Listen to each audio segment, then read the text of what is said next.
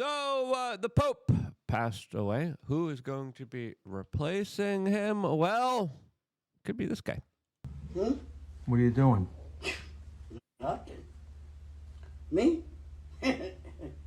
Just hanging around. As the new Pope definitely is going to have a very kind of a peculiar situation to deal with, as there's also a lot of very interesting prophecy about the last Pope being the last guy who passed away. What's really going on here? Well, that's something we're not going to be talking about here at all. As, of course, a lot of people are now just absolutely enamored about the question with who is going to be the next Pope. And, people were saying Beetlejuice should do it. Other people are trying to vote in Mel Gibson. Personally, I would love to see Phil from The Sopranos take the role myself here, but whoever you might think it might be, that to me is not as relevant as particularly the bigger question right now of who's going to be replacing Klaus Schwab at the World Economic Forum. And today, we got our answer. And it's a lot more worrying and concerning than you would expect it to be, as a lot of people for some reason thought that, he was going to step down and the World Economic Forum wasn't going to stop doing its thing. No, it's going to be doing its thing in a totally brand new way that I think is worth talking about, especially with the new figurehead looking just as much of an evil villain as the old one. Let's just get right into this story because I think it's important to talk about here, as Newsweek had this very biased article saying MAGA celebrates World Economic Forum founder Klaus Schwab's departure. Is it time to celebrate? Not with this guy. But the article is interesting here, as they talked about how the founder of the World Economic Forum announced he's stepping down as the chair of the board of trustees. He was in a different position a couple months ago. He stepped down from that. He was in this position. He's fully stepping down right now, as the World Economic Forum board now said in a statement that Monday they have accepted Schwab's resignation at a meeting on April 20th, as it followed his decision last year to quit the World Economic Forum as its CEO, as the World Economic Forum did not provide any of the details of why he was stepping down. This, as a lot of people have some particular questions about maybe him becoming a little bit more of an inconvenient figurehead for a post-globalist new Donald Trump world order. And I think that's aligning to what was really going on here. But there's also a lot of people talking about his personal health not being the best. And he was 88 years old. He founded the World Economic Forum after being a very strong, close friend and advisor to Henry Kissinger in 1971. As, of course, this was an organization whose aim was of creating, quote, an annual gathering for policymakers and business leaders to discuss major global issues. The annual meeting in the Swiss mountain town of Davos has become a symbol of globalization and international business collaboration. Yes, how great for businesses to collaborate in a totally unfair, non-capitalistic way. The World Economic Forum has faced criticism in recent years, including from a number of supporters of MAGA, well, people who were paying attention to what's going on, and U.S. President Donald Trump with accusations of elitism. Yeah, you don't say. The group has also been a force of multiple conspiracy theories, including the Great Reset theory. What are you... This is the frustrating part about reading any kind of corporate media, because what's pretty clear here is that the World Economic Forum was a public PR marketing operation for the globalist class. They're the ones that actually came out with some of their cockamamie, crazy, insane ideas of, global serfdom. And they said, you guys will love eating the bugs living in the pod and having no freedom or privacy at all. You will really enjoy it, guys. It'll be a hunky-dory great time in your VR headset with no family, no life, no future, and no money at all. It'll be fun being a slave here, but essentially what they were following are the protocols that have been kind of pushed by very powerful people for a very long time. And whether it's the UN 2030 agenda, the Great Reset, It all kind of acquiesces towards top-down control of every aspect of your life by central controllers who view you as cattle and farm animals to be ruled for their own personal benefit because they see themselves as gods. Now, the Great Reset was a quote plan drawn up by the World Economic Forum that was really happy about what was going on in 2020 and 2021. But it was their response. And it was, of course, a way to re-envision capitalism, since, free market capitalism was so bad. And they wrote articles. Now this is a great time for a great reset. 2020, June 3rd here, specifically describing, we discussed how an emerging crisis could form a better world.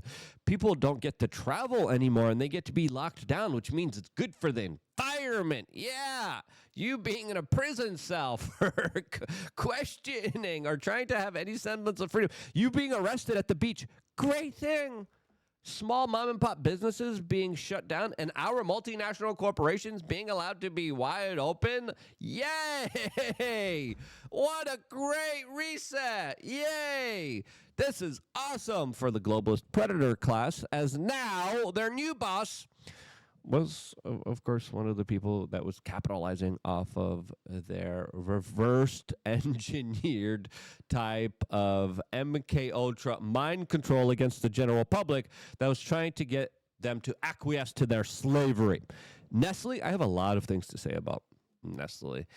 Before I do, and before I get into this guy, we wanted to tell you about LukeUnfiltered.com. If you haven't signed up yet, what are you doing? Sign up. It's quick. It's easy. It's simple. You click the link. In the description. You go right here to this page, and you sign up for whatever your monetary value allows you to sign up. The more you pay, the more, of course, privileges you get, the more first in line you become, especially when it comes to a lot of the contest, ticket, giveaways, and really fun stuff that we've been doing here. I'm going to be doing more in real-life meetups, probably one soon in Las Vegas, probably another one in New Hampshire. We're going to be doing some nature hikes. We're going to be doing some cool activities. Sign up for that. Click right here. Put in your information.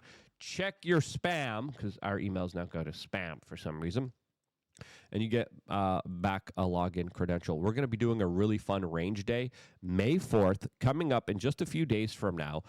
We still have limited seating available. Sign up. There's only 10 seats available, and you get to be a part of one of the most badass, awesome, fun experiences here in South Florida on the range with me doing some really cool, advanced, fun stuff with some of the best instructors in the game when it comes to propelling and teaching you some really cool, awesome self-defense stuff. So LukeUnfiltered.com, sign up for that. When you sign up, get the email, check your spam, log in, and then reserve your spot. Spots are going fast. When you reserve your spot, you're able to, of course, come out May 4th with us here in South Florida and have a grand old time. That's going to be really awesome and really incredible. Now, as the corporate media gaslights you and tell you, no, the Great Reset's totally, no, it's a conspiracy theory, as the World Economic Forum literally writes about it and promotes it and talks about it. And all of this just comes at the perfect opportune time of their power grabs by the biggest multinational corporate states out there that have benefited greatly. If you look at what happened in 2020 and 2021, it was not just a national health scare, international health scare, but more importantly, this was a big money grab. We saw one of the biggest transfers of wealth ever, where middle, lower class people just gave all their money to the billionaire class. The billionaire class went up dramatically with their wealth, with their money, with their influence. And let's be honest with ourselves, a lot of people didn't rely on local stuff because of the laws that implemented by a lot of the globalist class that were telling people and governments how they could be living their lives and how they needed to live their lives under the threat of duress, with police officers barging down and shutting down small mom and pop businesses all around the world. But corporations like Nestle were able to, of course, run in a totally unabided way where they were able to, of course, profit greatly. Now, I have a lot of scruples with Nestle as their former head of the corporation, now is going to be the guy that's going to be replacing Klaus Schwab. As Robbie Starbuck had a very good comment here saying, you know how former WEF chair Klaus Schwab looked cartoonishly evil? Well, somehow they found a guy even more cartoonishly evil to replace him. Introducing Peter Brabeck-Letmathe. I think that's how you pronounce his name. As now we have a new globalist catchphrase from the new Bond villain of our time, and it's now going from "eat the bugs" to "what's is a privilege." I don't know if he said it like that. He said it in his own unique way, but yes, this is the former CEO of Nestle who in 2017 stated humans have no right to access for free water. Yep. And now this guy is going to be the one that's going to be corralling the globalist, internationalist, the business class. It's not even business. Okay, let's be honest here. A lot of what these people do is just socialism for the super rich, and they tell everyone else to screw off. Now, the former CEO of Nestle then, of course, went and tried to explain his comments about water not being a human right by talking about how, there's not a lot of water left, so it's just best if we bottle it for you and sell it for you at a profit. About 50 to 100 liters per day. But not to fill a pool or wash a car. There is a difference. We must transform the way we think about water. By 2025, 1.8 billion people will be living in regions without enough water. Water scarcity is the greatest challenge we face today. And we need to start recognizing water as a precious resource. Therefore, water should be better managed, should be better valued, and has to be better preserved. I agree with a lot of those statements that, of course, he made after receiving quite a ton of backlash after talking about, water not a private right. And again, I believe in capitalism. I believe in free markets here. But to try to re-engineer this idea saying, water's mismanaged, I'll manage it better for you, and don't worry, I'll just sell it back to you at a profit, and I'll bottle it for you and put it in microplastics. Yeah, I know what's best for you. As there's many stories online. I just pulled up a simple Twitter search on this guy, and people are saying, they blocked water for my local residents in California. I have another person saying they blocked water from Florida, and then they were, of course, bottling it from communities that then didn't have it, and then sold it to them, filled with, of course, those wonderful microplastics that are all over our organs and human bodies. Microplastics are being found in brains, in balls, in lungs, in blood. And it's pretty crazy to see this type of insanity unfold here. As, again, you look at a lot of the Nestle products, and they're filled with a lot of just awful, horrible stuff. Whether, of course, it is natural flavors, soybean oils, gums, preservatives, you name it. Whenever Nestle buys up another food group, whenever they buy up another product that previously was good, then they, same packaging, but this is why you got to be super paranoid. You go to the supermarket, Nestle's one of the big food producers in the world. And I would say that their kind of industry, in my personal opinion, is absolutely incredibly predatory and incredibly damaging to the human body. This is my personal perspective, my personal opinion, as you look at vast majority of their products, and it is some of the most awful stuff filled with preservatives and inflammatory ingredients that I believe does an incredible amount of harm on the general public. And you would think, if you were heading off that type of major corporation, you would try to save face here.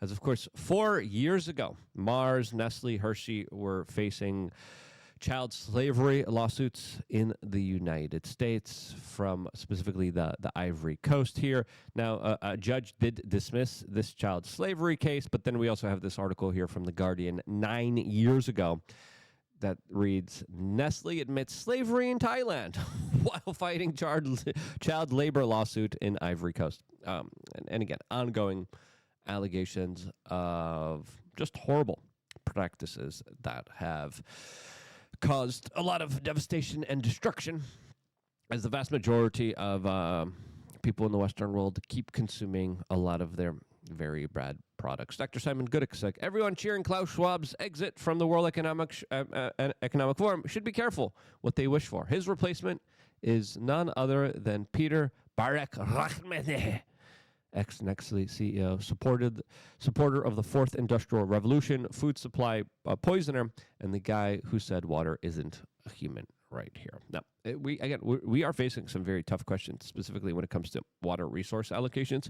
We're also facing some tough questions when it comes to obesity and mental and physical health crisis, which I would say the big food industry in our country and big multinational corporations like Nestle, in my opinion, are contributing to. This guy also was a part of the Bilderberg group, and he's a part of the club. He's a part of the secret societies. He's a part of the organizations out there that also now Twitter added to their lawsuit, as of course Nestle now is being accused of conspiring to boycott Twitter in the orchestrated, organized World Federation of Advertiser Coordinated Boycotts that tried to take out a free speech platform that, of course, vehemently goes up against a lot of the core principles of the globalist internationalist class that doesn't want individuals to have any forms of freedom and liberty. Now, we got to understand here, this changing of the guard in this particular time, I believe, has a lot more to do with Donald Trump than Klaus Schwab's health. I mean, there are some questions about Klaus's heart and how he's doing. He's older, but let's be honest with ourselves here.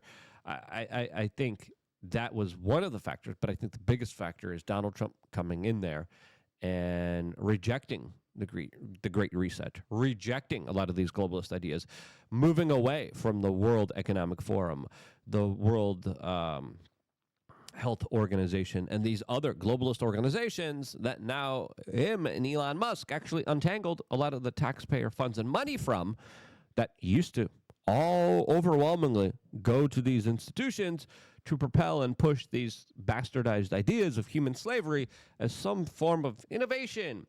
This is a revolution. This is great. And they put all these marketing terms and words on it, and they're like, yay, listen, who needs to own any property? Who needs to own anything? You don't need that. Just give it all to us. We know how to manage it better for you. There's the problem.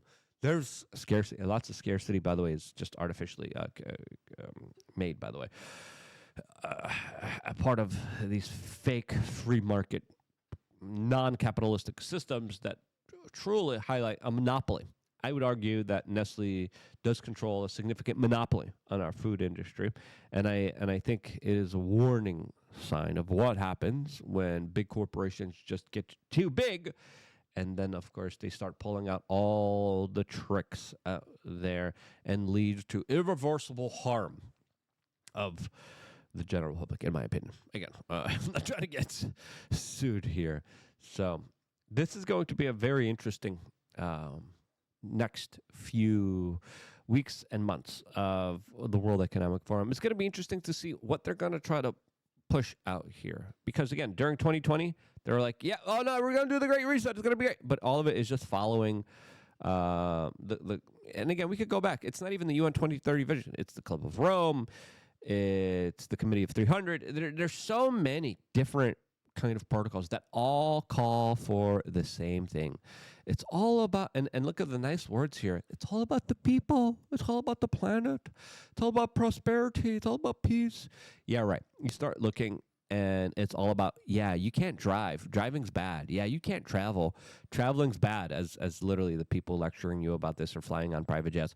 They're saying, oh, you know what? Cows are bad here. No, you can't have cows. No, you gotta take what we tell you to take. You gotta take the medications we tell you to take because we know what's best for you. And we're just gonna take your money, and then we're gonna take your ability to drive. You're gonna take your ability to travel. You're gonna live in a smart city. It's gonna be smart. It's called smart. You don't like smart? Are you dumb? You don't want to be in our little prison? You're dumb. That's the type of low-level propaganda that they're slowly and surely trying to ensnare us in, as there's some dumbasses that go along with it. Like, yeah, I want to be smart. Oh, I want to be trendy. Oh, I live in a van. Yeah. I live in a pod. Yeah. Oh, yeah, it's so cool. Look at me. I'm on social media. Don't fall for it. Call these people out. I think this video is important to understand the next kind of figurehead, the next puppet of the globalist ideology, which I think is going to have a very difficult time under Trump's administration. What are they going to be finagling? What are they going to be thinking about of doing next against you and free humanity? That is something that, of course, we will talk about in future videos. Subscribe, click the notification button, sign up to LukeUnfiltered.com. What are you doing? Why are you not signing up? Sign up right now, and I will see you there afterwards. I love you guys. Stay tuned for more, all here exclusively on youtube.com/wearechange.